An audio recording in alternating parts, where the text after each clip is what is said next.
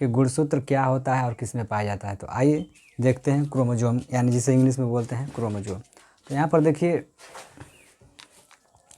जो हमारा क्रोमोजोम यहाँ पे है, तो सबसे पहले ये देखेंगे कि जो हमारा क्रोमोजोम है यह ग्रीक वर्ड से, कौन सा है, ग्रीक वर्ड।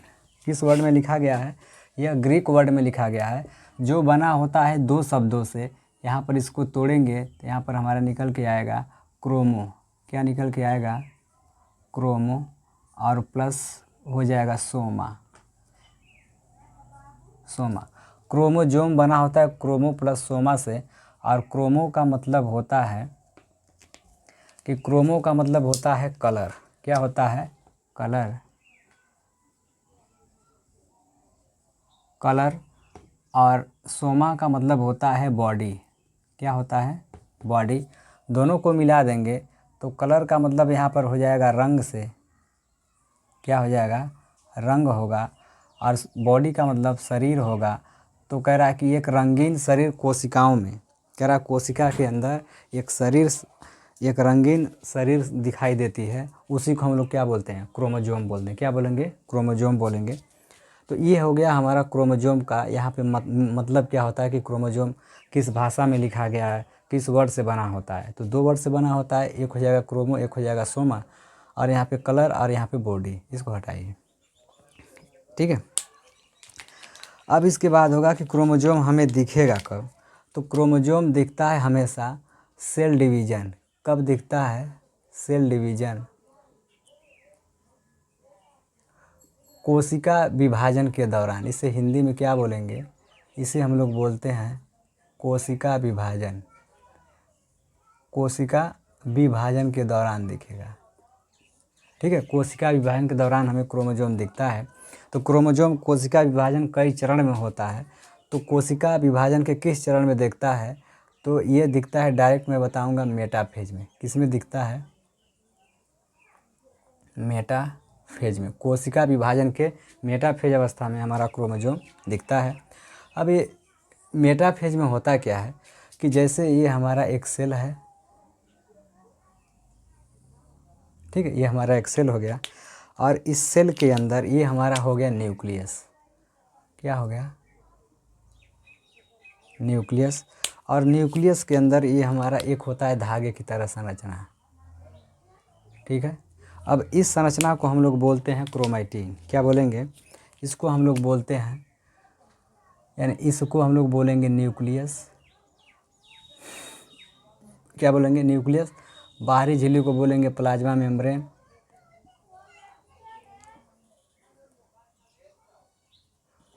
प्लाज्मा मेम्ब्रेन, और अंदर जो धागे की तरह संरचना है इसी हम लोग बोलते हैं क्रोमैटिन, क्या बोलेंगे,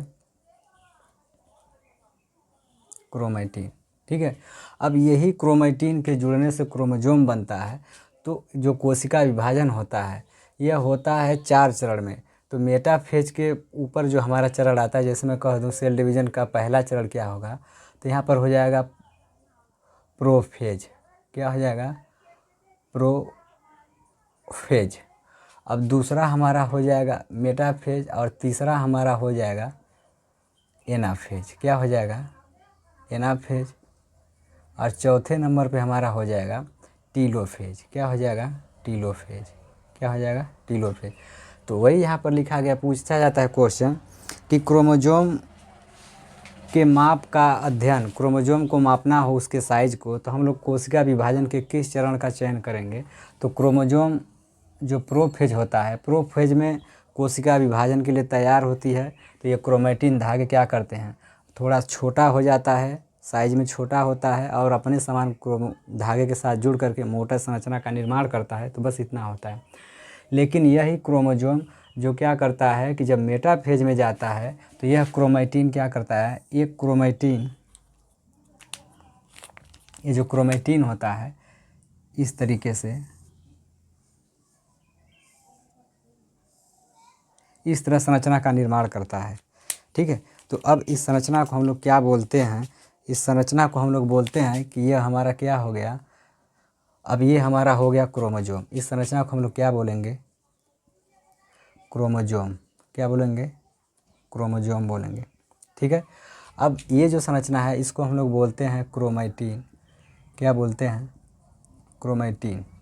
और ये भी क्या है? क्रोमैटिन है। तो ये वाली संरचना का निर्माण यहाँ पे जो दिख रहा है संरचना, ये संरचना कब बनता है? तो ये बनता है किसमें?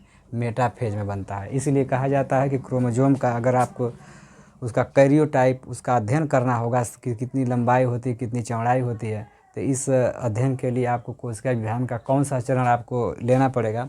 तो बताएंगे मेटाफेज। कोशिका विभाजन के दौरान ही हमेशा क्रोमोसोम दिखेगा, वैसे कि सेल के अंदर क्रोमोसोम नहीं दिखेगा। इसका रीज़न ये है, अगर इस सेल के अंदर क्रोमोसोम को देखेंगे तो ये नहीं दिखाई देगा, क्योंकि क्रोमोसोम के अंदर जो न्यूक्लियस होता है उसमें हाई कंटेंट वाटर होता है। क्या होता है? हाई कंटेंट वाटर होता है। क्या होता है?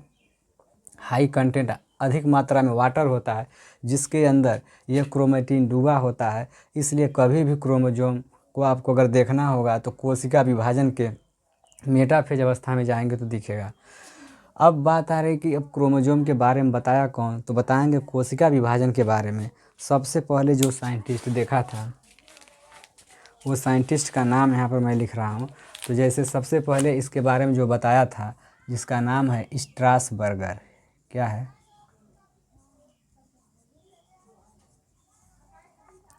स्ट्रासबर्गर। क्रोमोसोम को सबसे पहले स्ट्रासबर्गर ने कह सकते हैं कि खोज किया था। और इसके बाद क्रोमोसोम को क्रोमोसोम नाम वाल्डेयर ने दिया था। किसने दिया था?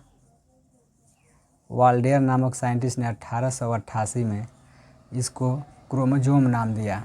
क्या दिया? क्रोमोसोम नाम दिया। ठीक है, ये हो जाएगा।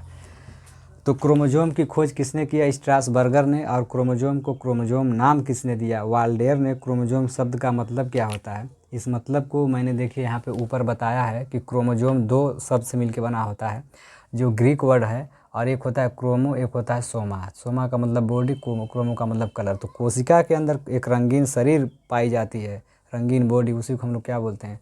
क्रोमोसोम बोलते हैं। और इसके बाद क्रोमोसोम के जो दो क्रोमैटिन हैं, ये जिस पॉइंट से जुड़ते हैं, जैसे मैं कह दूँ ये पॉइंट यहाँ पर है, तो इसका नाम क्या होगा? इसे हम लोग बोलते हैं सेंट्रोमियर। क्या बोलते हैं? सेंट्रोमियर बोलते हैं। यानी इसको हम लोग गुणसूत्र बिंदु बोलते हैं हिंदी में। क्या बोलेंगे? गुणसूत्र बिंदु बोलते हैं। ठीक है, ये हो जाएगा। तो ये था हमारा क्रोमोसोम। अब इसके बारे में जब हम इसकी संरचना के बारे में बताएंगे तो वहाँ पर आपको समझ में आएगा कि क्रोमोसोम होता क्या है, इसका स्ट्रक्चर कैसा होता है। तो वैसे आप समझ सकते हैं ऐसे कि धागे की तरह संरचना होती है, उसे हम क्रोमैटिन बोलते हैं। यही क्रोमैटिन आपस में जुड़ करके सेंट्रोमियर के द्वारा ये एक क्रोमोसोम यानी गुणसूत्र का निर्माण करते हैं। क्या करते हैं? गुणसूत्र का निर्माण करते हैं। ठीक है, तो ये हमारा था क्रोमोसोम। तो आज के वीडियो में इतना ही। बाकी क्रोमोसोम की संरचना हम आपको कल बताएंगे। Thank you so much.